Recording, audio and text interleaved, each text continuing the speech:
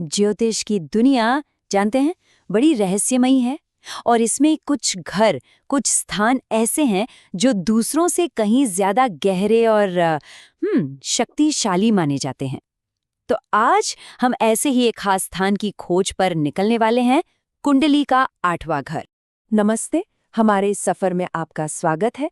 आज हम ज्योतिष की एक सबसे कह सकते हैं रहस्यमयी और गहरी स्थिति को समझने की कोशिश करेंगे, और वो है अष्टम भाव में चंद्रमा की मौजूदगी। तो सवाल ये उठता है कि आखिर होता क्या है जब भावनाओं का, हमारे मन का ग्रह यानी चंद्रमा कुंडली के सबसे अंधेरे, सबसे रहस्यमयी कोने में जाकर बैठ जाता है। चलिए आज इसी रहस्य से पर्दा उठाते हैं। अब देखिए, इस पूरी पहेली को अगर सुलझाना है तो सबसे पहले हमें 8वें घर को ही समझना पड़ेगा। ज्योतिष की भाषा में इसे रंध्र भाव भी कहते हैं। तो ये घर असल में है किस चीज का? ये घर है परिवर्तन का, अचानक एकदम से होने वाली घटनाओं का। ये रहस्यों का घर है, उस गुप्त ज्ञान का जो आप जानते हैं सतह के नीचे कहीं दबा होता है। यही नहीं, ये विरासत, हमारी आयु यानी लॉन्जेविटी, गहरी रिसर्च और हमारे मन के अंदर जो गहरे मनोवैज्ञानिक बदलाव होते हैं ना, उन सबको भी यही घर कंट्रोल करता है। इसे ऐसे समझ सकते हैं जैसे ये कुंडली की एक भूमिगत नदी है, मतलब एकदम अंधेरी, बहुत शक्तिशाली और जिसमें इतनी ताकत है कि वो जीवन को पूरी तरह से बदल सकती है। अब जरा एक पल को सोचिए, इस जगह पर चंद्रमा जैसे कोमल ग्रह को रखने का आखिर मतलब क्या होगा? इसका सीधा सा मतलब है कि भावनाएं जो हैं वो रहस्य के दायरे में दाखिल हो जाती हैं। मन एक ऐसे अनदेखे पानी में तैरने लगता है जहां सतह के नीचे ना जाने कितना कुछ छिपा हुआ है।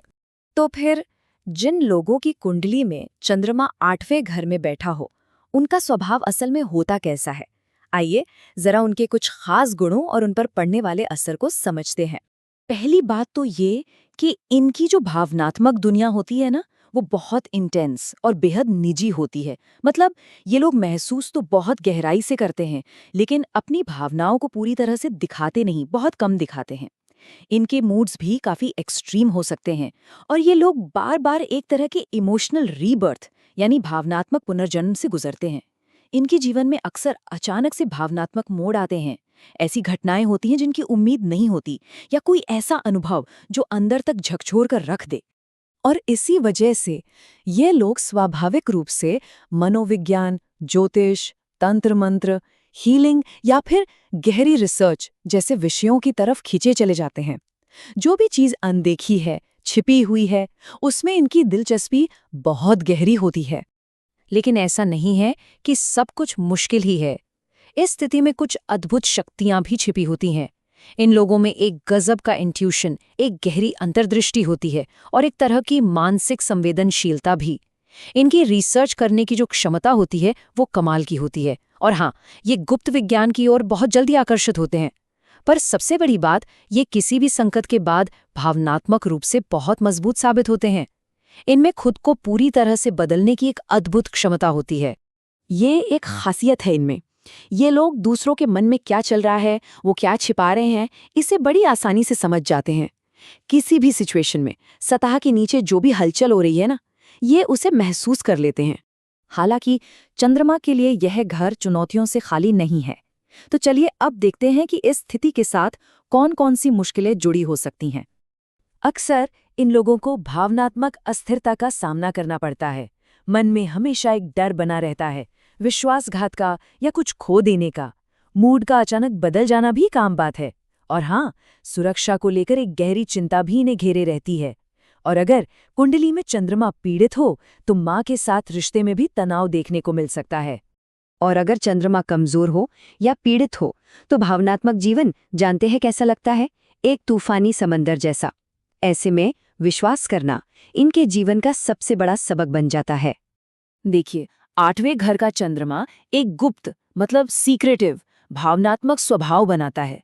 ये लोग क्या करते हैं, अपनी भावनाओं को दबाते रहते हैं जब तक कि वो किसी ज्वार की तरह उफान पर ना आ जाएं। इनके अंदर ना कमजोर दिखने का एक डर होता है। लेकिन मजे की बात यह है कि ये गहरी इंटीमेसी, गहरी अंतरंगता के लिए तरसते भी हैं। और यही वजह है कि ये लोग कभी भी सतही रिश्तों से खुश नहीं होते। उनके लिए वो काफी नहीं है।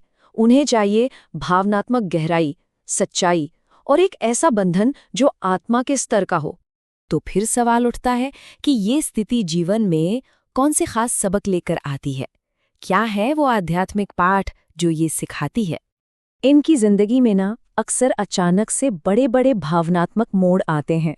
रहस्यवाद में इनकी गहरी रुचि रहती है। इन्हें विरासत से या फिर अपने जीवन साथी के जरिए फायदा मिल सकता है। हर संकट इन्हें भावनात्मक तौर पर बदल कर रख देता है और इनके अंदर जीने की, सर्वाइव करने की एक बहुत मजबूत इच्छा शक्ति होती है। इनका जीवन इन्हें बार बार पुनर्जन्म की तरफ धकेलता है, बिल्कुल वैसे ही जैसे चंद्रमा अमावस्या की रात को गायब हो जाता है, सिर्फ इसलिए ताकि वो पहले से भी ज्यादा चमक के साथ वापस लौट सके। रंध्र भाव में बैठे चंद्र का जो सबसे बड़ा सबक है ना, वो है समर्पण, सरेंडर। जब ये लोग बदलाव का विरोध करना छोड़ देते हैं और अपनी इमोशनल हीलिंग को अपना लेते हैं, तो वे बेहद शक्तिशाली बन जाते हैं और तब वे दूसरों को भी अंधेरे से बाहर निकाल सकते हैं। क्यों? क्योंकि वे खुद उस रास्ते से गुजर चुके होते हैं। चलिए, आखिर में उन लोगों के लिए कुछ उपाय और कुछ अंतिम विचार जो इस गहरी और गहन स्थिति के साथ जी रहे हैं। अगर कभी जरूरत महसूस हो तो ये कुछ अभ्यास हैं जो मदद कर सकते हैं। पहला, सोमवार के दिन ओम सोम सोमाय नमः का जाप करना। दूसरा, ध्यान यानी मेडिटेशन और अपनी भावनाओं को लिखने यानी इमोशनल जर्नलिंग की प्रैक्टिस करना। तीसरा, ऐसी सीक्रेसी से बचना जिससे गलत फहमियां पैदा हों। चौथा, अपने करीबी रिश्तों में विश्वास को और मजबूत करना। और पांचवा, किसी भी तरह के आध्यात्मिक अध्ययन या हीलिंग प्रैक्टिस से जुड़ना।